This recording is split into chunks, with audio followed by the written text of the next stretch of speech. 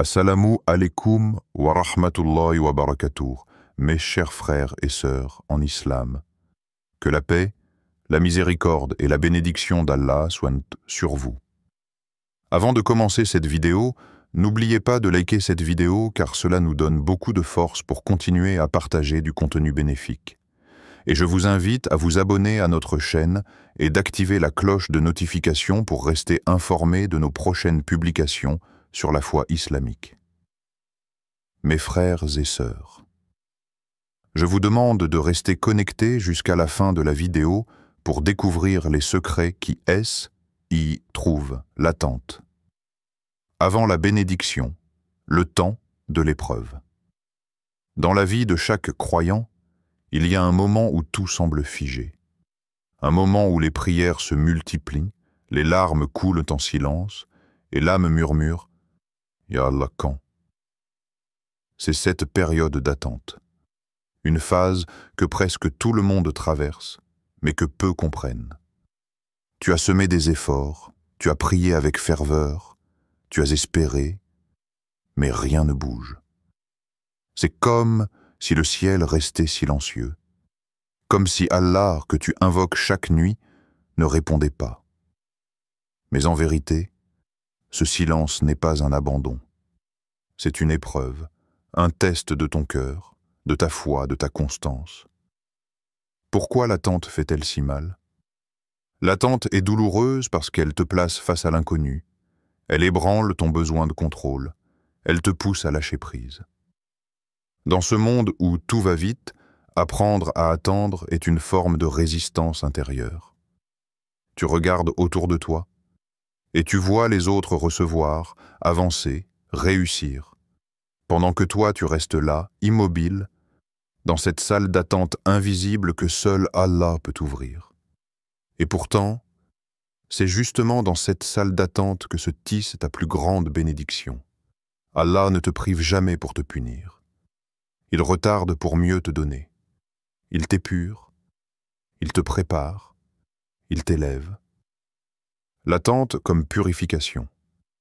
Chaque jour où tu attends, tu grandis intérieurement. Même si tu ne le vois pas, même si tu penses être au point mort, ton âme, elle, se renforce. Car dans l'attente, tu apprends la patience, cette qualité que le prophète a tant valorisée. Le prophète a dit « La patience est une lumière ». Muslim. La patience est une lumière, car elle illumine les moments sombres. Elle ne change pas les circonstances extérieures, mais elle transforme ton cœur de l'intérieur. Dans l'attente, tu n'es pas inactif. Tu n'es pas oublié. Tu es en formation divine. Parfois, ce que tu attends n'est pas prêt pour toi. Ou peut-être, c'est toi qui n'es pas encore prêt pour ce que tu demandes. Allah sait. Toi, tu espères. Mais lui, il voit l'invisible. Il connaît ton avenir. Il te protège de ce que tu crois être un cadeau, alors que ce serait un poison. Quand l'épreuve devient une miséricorde déguisée, il y a des retards qui sont en réalité des bénédictions. Il y a des refus qui sont des sauvegardes. Il y a des silences qui sont des réponses. Regarde l'histoire de Youssouf. Joseph, que la paix soit sur lui. Jeté dans un puits, vendu comme esclave, emprisonné à tort. Mais Allah avait un plan parfait. Chaque épreuve qu'il a traversée était une étape vers son élévation. Si Youssouf n'avait pas été emprisonné, il ne serait jamais devenu ministre en Égypte. Alors pose-toi cette question. Et si ce que je vis aujourd'hui est en train de me pousser lentement vers ce que j'ai toujours demandé? L'attente, un terrain fertile pour la foi, et ta foi se mesure non pas quand tout va bien, mais quand tout est silencieux. Crois-tu toujours quand tu ne reçois pas?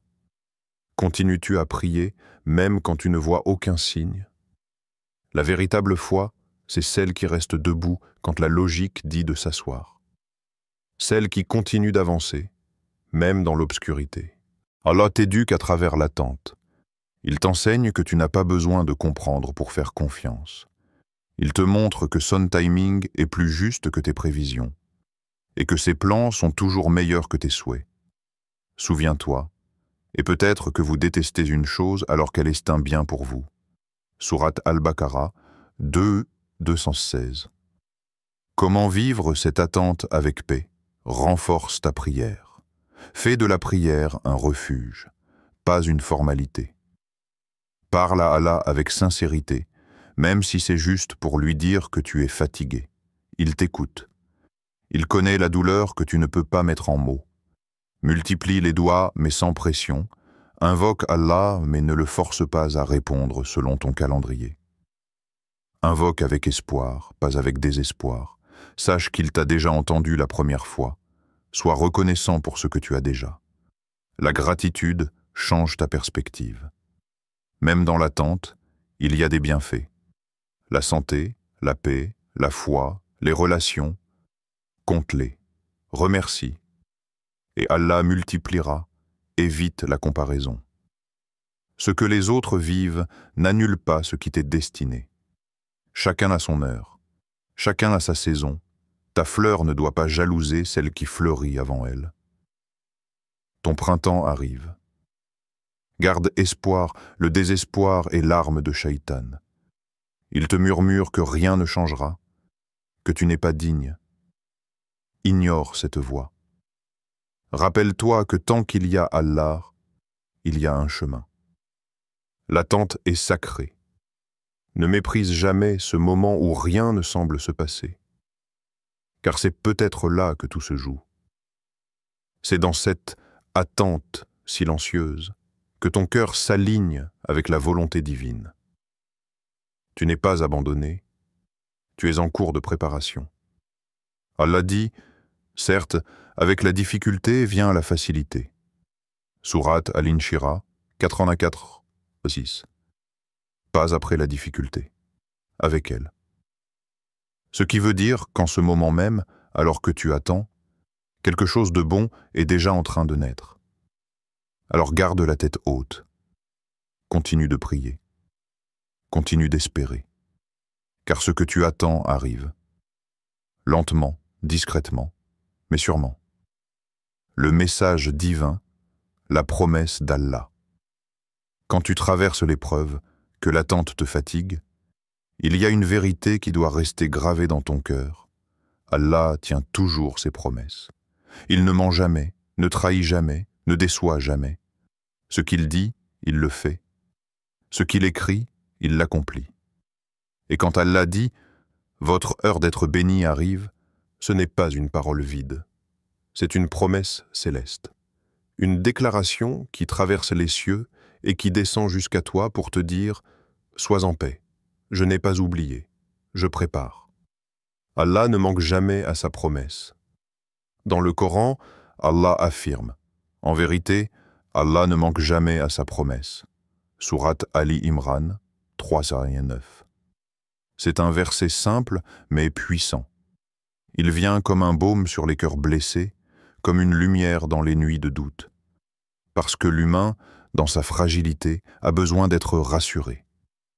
Il a besoin de savoir qu'il ne souffre pas en vain, qu'il ne prie pas dans le vide, qu'il n'espère pas pour rien. Et Allah nous répond. Il nous rappelle que sa parole est plus solide que toute certitude terrestre. Ce qu'il promet, il l'exécute. Peut-être pas selon notre calendrier, mais toujours selon le meilleur moment. Les signes de la promesse.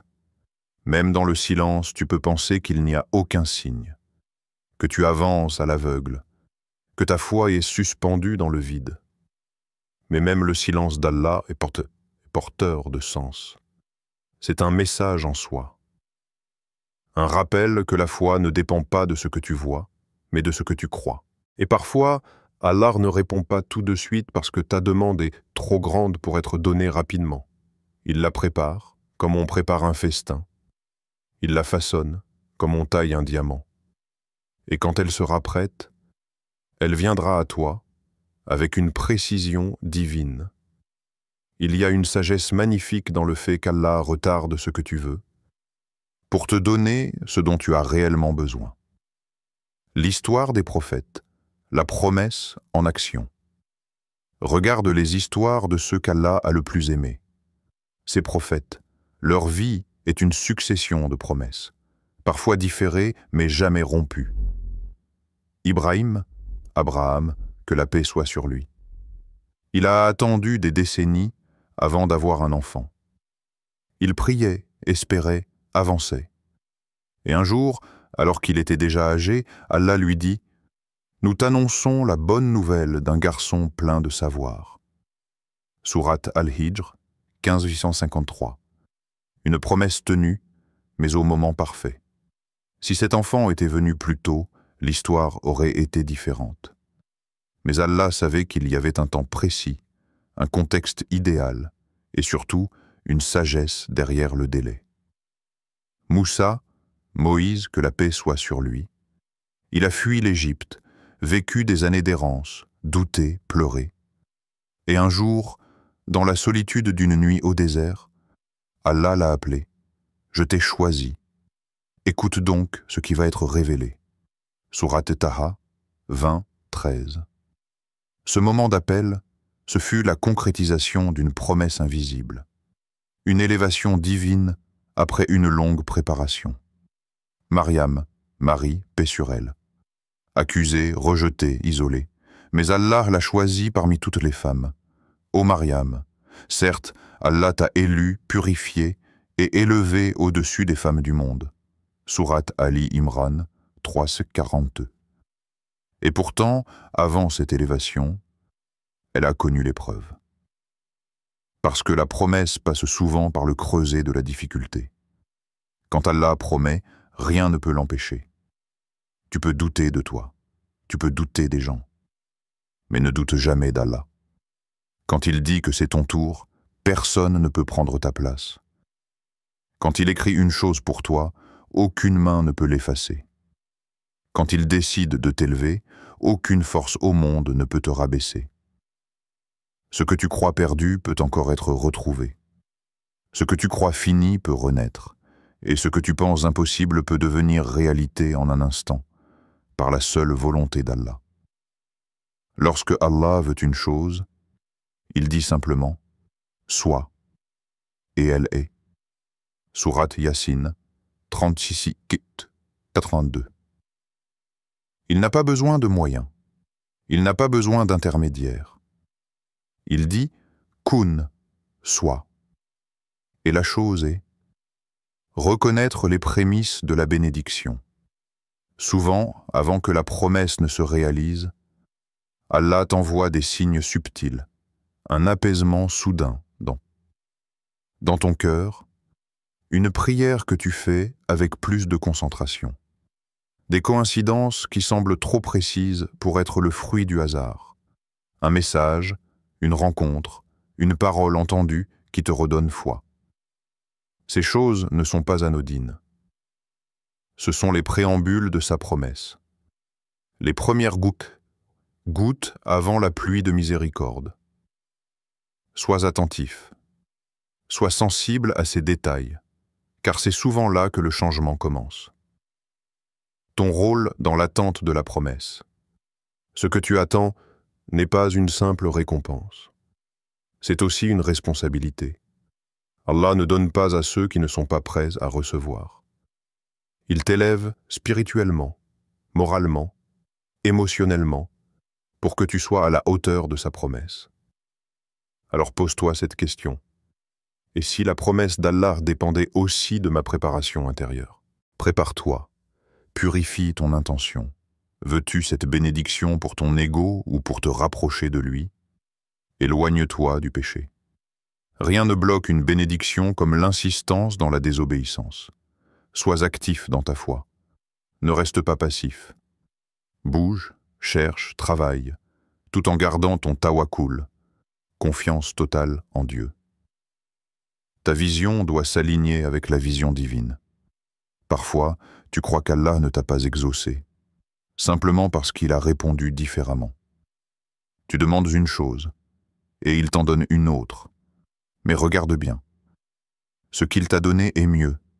Tu ne le comprends peut-être pas tout de suite, mais le temps te montrera que sa réponse était la meilleure. Il se peut que vous aimiez une chose alors qu'elle est mauvaise pour vous, et que vous détestiez une chose alors qu'elle est bonne pour vous. Allah sait, tandis que vous ne savez pas. Sourate Al-Baqarah 2, 216. Ayez confiance. Accepte que le refus apparent d'Allah est souvent un redirigeant vers mieux. Il ne ferme jamais une porte sans t'ouvrir une autre. Plus vaste, plus lumineuse, plus bénie, la promesse arrive. Sois prêt. Elle peut arriver doucement, sans bruit. Un matin comme les autres, une opportunité qui apparaît sans prévenir. Une guérison, une rencontre, une ouverture. Et tu comprendras que tout ce temps, Allah préparait cela pour toi. La promesse n'est jamais en retard. Elle n'est jamais perdue. Elle n'est jamais oubliée. Elle est sur mesure, faite pour toi, écrite pour ton cœur, calibrée à ton histoire. Accroche-toi à la parole divine si tu as un doute aujourd'hui. Accroche-toi à ceci. Allah t'aime plus que tu ne peux l'imaginer. Il ne te ferait pas attendre si ce qu'il a pour toi n'en valait pas la peine. Sois heureux, la joie avant. Même l'accomplissement, tu as attendu. Tu as pleuré. Tu as persévéré dans l'épreuve. Et maintenant, un message divin s'élève. Sois heureux. Mais comment peut-on être heureux alors que l'on n'a pas encore reçu ce qu'on espère? Comment sourire quand les choses n'ont pas encore changé? C'est là tout le secret du croyant. La foi en avance. La foi qui se réjouit avant même de voir le miracle. Parce que si Allah l'a promis, alors c'est déjà en route. Et ton cœur peut danser bien avant que tes yeux ne voient la joie comme acte de foi. La joie n'est pas seulement une émotion. Dans le cheminement spirituel, c'est un acte d'adoration. Quand tu es heureux en pleine attente, tu envoies un message au ciel. Ya Rab, je te fais confiance. Même si je ne vois pas encore, je sais que tu agis pour moi. C'est une forme de tawakkul, confiance totale en Dieu. C'est dire à ton âme, repose-toi, ton Seigneur est à l'œuvre.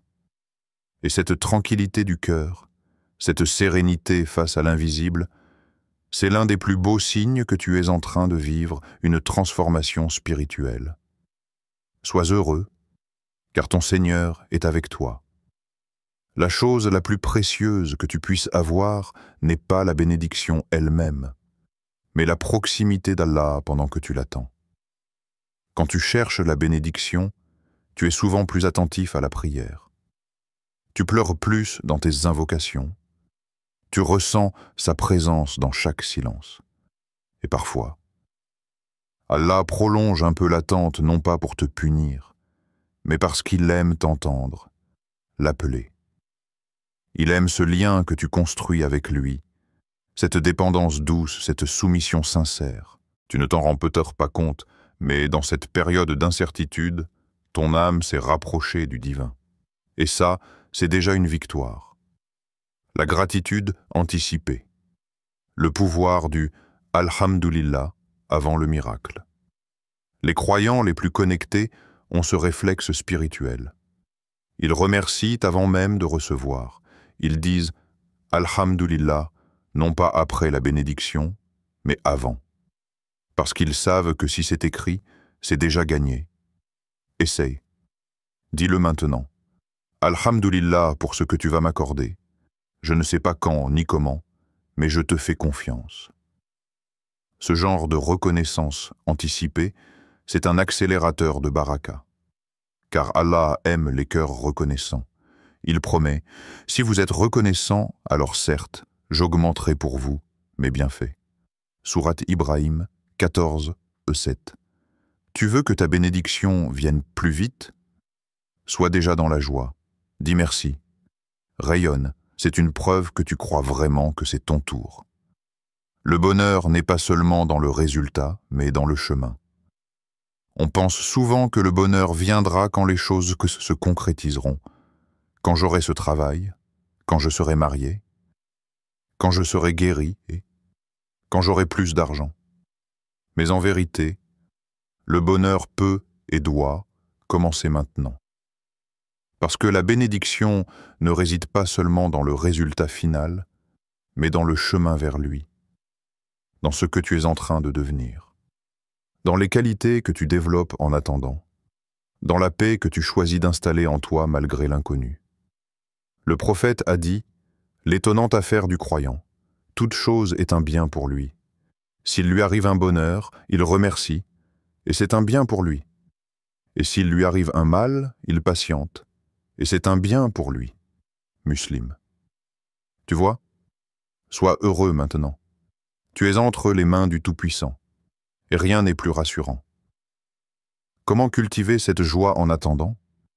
Voici quelques habitudes qui transforment ton cœur et renforcent ton bonheur.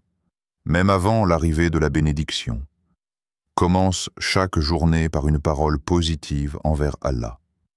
Dis, « Ya Rab, je sais que tu prépares quelque chose de magnifique pour moi aujourd'hui. » Répète des dhikrs qui réchauffent le cœur. Hasbi Allah, la ilaha illa huwa. Allah me suffit, il n'y a de divinité que lui. La hawla wa la quwwata illa billah. Il n'y a de force ni de puissance qu'en Allah. Visualise ta bénédiction. Imagine-toi en train de la recevoir. Vise-la mentalement comme si elle était déjà là. Et souris. Entoure-toi de lumière.